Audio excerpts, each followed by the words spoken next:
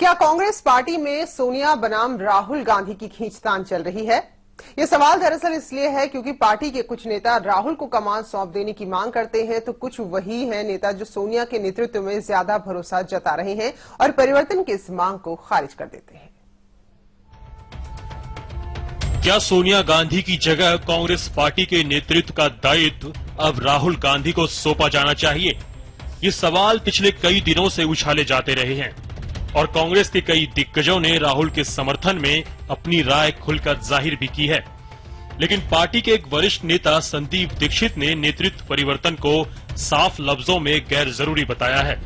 संदीप के मुताबिक इन दिनों एकमात्र सोनिया गांधी ही एक ऐसी शख्सियत हैं जो पार्टी को सही नेतृत्व दे सकती हैं, बल्कि ऐसे संकट के समय में तो उनके मार्गदर्शन की और भी ज्यादा जरूरत है।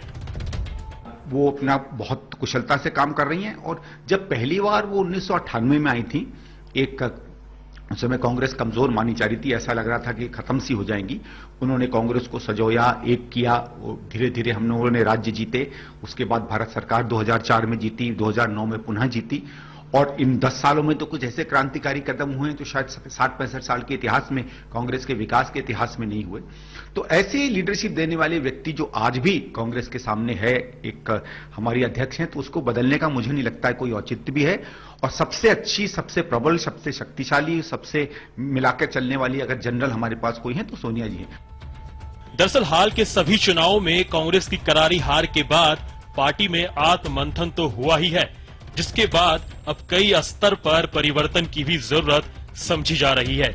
इसी सिलसिले में पार्टी के युवा चेहरे को आगे लाने की एक राय भी सामने आई।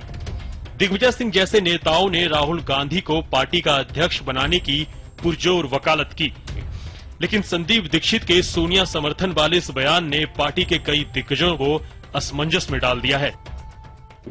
कौन सा कांग्रेस का वर्कर या लीडर है जो कह रहा है कि सोनिया गांधी जी के हाथ में कमान नहीं होना चाहिए?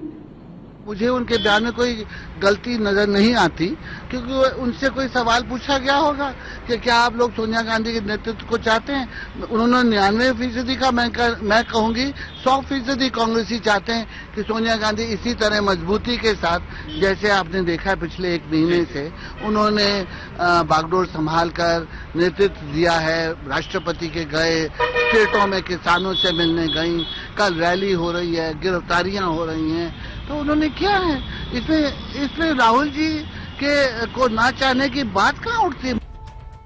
जाहिर है ये दिग्गज कांग्रेसी सोनिया बनाम राहुल की उलझन में नहीं पड़ना चाहते। पार्टी अधिवेशन में जो तय होगा उसका इंतजार करना चाहते हैं, लेकिन इस बीच दीक्षित परिवार के भीतर इस मुद्दे पर एक राय नहीं बन पा रही है। संदीप के बयान से खुद शीला दीक्षित ने किनारा कर लिया है। एक आर्टिकल छपा है, संदीप दीक्षित जी ने उसमें इंटरव्यू दिया है। पिछले चुनाव के नतीजों में कांग्रेस पार्टी का जनाधार घटने पर एक ऐसे चमत्कारी चेहरे की मांग उठने लगी है जो पार्टी को फिर से सत्ता की मुख्य धारा में वापस ला सके।